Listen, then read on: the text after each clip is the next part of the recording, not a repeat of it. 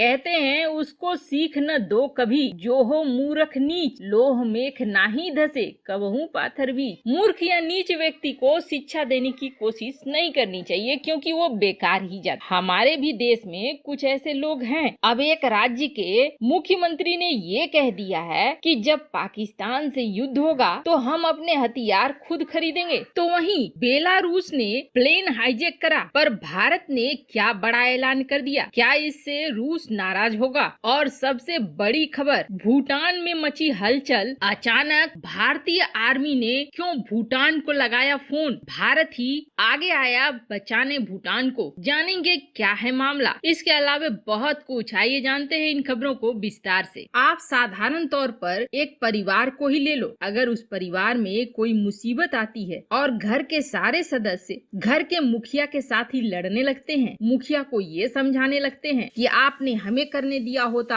तो हम कर लेते आपसे अच्छा। और जब मुखिया घर के सदस्य के हाथों में अगली बार कमान सौंप देता है और घर के सदस्य स्थिति को संभाल नहीं पाते हैं, तब भी क्या वो मुखिया को ही दोष देंगे? ऐसा ही कुछ हो रहा है भारत के कुछ राज्यों में भी। पिछली बार जब भारतीय सरकार यानी केंद्र सरकार ने सारी स्थितियों को महामारी फैलने के वक्त पहली लहर में अपने हाथ में ले लिया, लॉकडाउन लगा दिया, तब कई ऐसे राज्य थे जिन्होंने ये कह दिया कि लॉकडाउन नहीं लगाना था, सरकार की ये नीति गलत थी। बाकायदा इसके आर्टिकल आपको मिल जाएंगे। पर जब उन्हें ये कमान दी गई है और अब हालात बाहर हो रहे हैं, हालात नहीं संभल रहा है, तो इसका ठीकरा भी केंद्र पर ही फोड़ा जा रहा है। दिल्ली के मुख्यमंत्री अरविंद केजरीवाल ने ये कहा है कि ये केंद्र की जिम्मेदारी है कि केंद्र वैक्सीन खरीद कर हमें दे। जब पाकिस्तान से लड़ाई होगी तो क्या हम खुद का हथियार खरीदेंगे? केंद्र को ही लड़ना पड़ेगा ना। देखो ये बात ठीक बोली केजरीवाल ने। जब लड़ाई होगी तो केंद्र सरकार ही इसे हैंडल करेगी। लेकिन जब जनता का पैसा किसी भी राज्य के पास आता है या केंद्र सरकार द्वारा कोई पैसा आता है,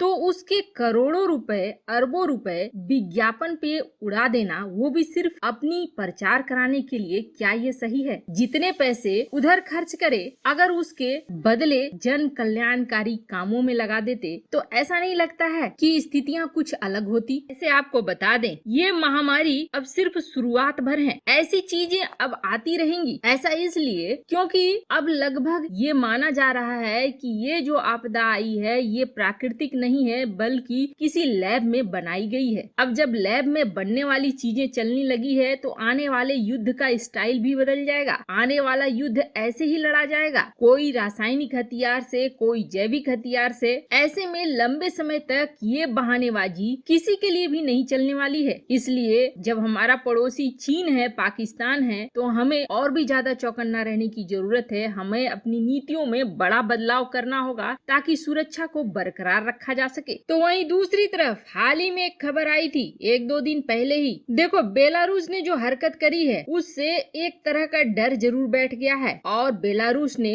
क्या हरकत करी है जो नहीं जानते वो जान ले। बेलारूस ने बिल्कुल एक प्लेन को हाईजैक करा है। अपने विमानों को भेजकर लास्ट मिनट में कहीं और जाने वाली प्लेन को, चूंकि बेलारूस के हवाई रास्ते से वो जा रही थी और उसमें बैठे एक व्यक्ति को बेलारूस की सरकार को गिरफ्तार करना था, सिर्फ इसके लिए बेलारूस ने उस प्लेन को हाईजैक करवा लिया, जिसके लिए मिग विमानों को भेज दिया। ये अपने तरह का ये बिल्कुल अलग नजारा था। ऐसे में अब कई देश डरने लगे हैं बेलारूस के एयर स्पेस को इस्तेमाल करने से। और अब ये हो रहा है कि यूरोपीय यूनियन के जितने भी देश हैं वो बेलारूस के एयर स्पेस को इस्तेमाल नहीं कर रहे हैं। इसके लिए वो दूसरे रास्ते का इस्तेमाल कर रहे हैं। यहाँ तक कि लास्ट मिनट में काफी सारी फ्लाइटों को रीरूट किया गया, यानी रास्ता बदलने को कहा गया। और अब बड़ी समस्या ये है कि पश्चिमी देश जाने के लिए एयर इंडिया और विस्तारा, ये दोनों ही इसी रास्ते का इस्तेमाल करते हैं। वैसे तो विस्तारा ने अपना रूट बदल लिया है। उन्होंने कहा कि हम बेलारूस के इस रास्ते का इस्तेमाल नहीं करते हैं। और अब ये कहानी एयर इंडिया पर चली आई है, क्योंकि एयर इंडिया की flights Europe, UK, north America के लिए बेलारूस के रास्ते का इस्तेमाल करती हैं। और जिस तरीके से बेलारूस ने हालात बना दिए हैं, उसके बाद भारत ने भी ये निर्णय ले लिया है कि वह उनके एयर स्पेस का इस्तेमाल नहीं करेगा। वैसे भारत का ये निर्णय कहीं न कहीं सही ही है। अगर किसी पश्चिमी देश के किसी नेता को अरेस्ट करना हो या कुछ करना हो और बेलारूस कुछ इसी तरह की हरकत भारतीय विमान के साथ भी कर देता है, तो कहीं न कहीं भारत भी इस मुसीबत में फंस जाएगा। वैसे आपको बता दें, पिछले हाईजैक में बेलारूस को पूरी तरीके से साथ दिया रूस ने इसे एक आम घटना की तरह दिखा दिया। ऐसे में जो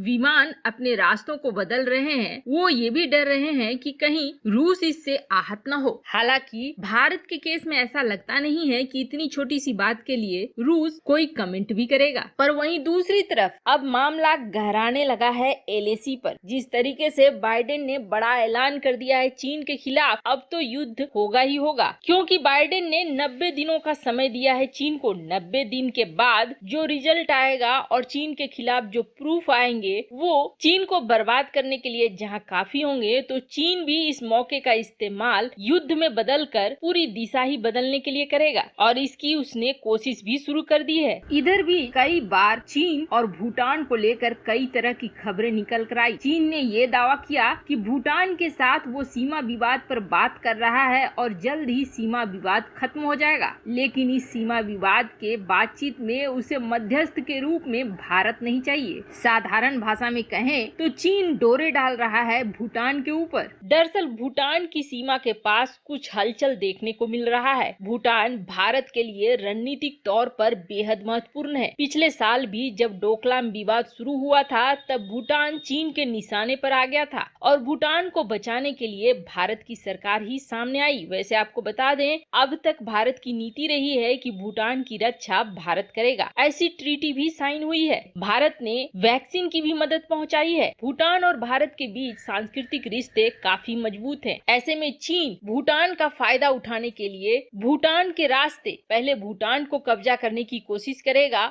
और उसके बाद भारत को परेशान करने की, क्योंकि जिस तरीके से तिब्बत में हुआ वैसा ही कुछ प्लान चीन का भूटान के लिए है, ये दुनिया जानती है। चीन और भूटान के बीच कोई निश्चित सीमा नहीं है जिसका फायदा चीन उठाना चाहता है और हमेशा एक सीमा विवाद को खड़ा कर देता है। ऐसे में अब भारतीय सेना प्रमुख मुकुंद नरवणे ने भूटान के सेना प्रमुख से सीधे सीधे तौर पर बात करी है और इस पूरी एलएसी की स्थिति का जायजा लिया है कि चीन की हरकतें यहाँ पर कैसी हैं और क्या वह कुछ बड़ी हरकत करने वाला है। वहीं भूटान की रक्षा की गारंटी भी भारत ने दी है। संभव है अगर हालात यहाँ खराब होंगे तो भारतीय सेना उतरेगी। वैसे सीमा पर भारतीय सेना की तैयारी भी बहुत चुस्त दुरुस्त है। ऐसा नहीं है कि अचानक हमले से चीन के भारत घबरा जाएगा या बैकफुट पर आ जाएगा। वैसे आपको क्या लगता है, क्या भूटान को हमें बचाना चाहिए चीन के किसी भी तरह के हमले से? कमेंट कर अपनी राय जरूर बताएं। जल्द मिलते हैं अगले वीडियो में नई खबर के साथ।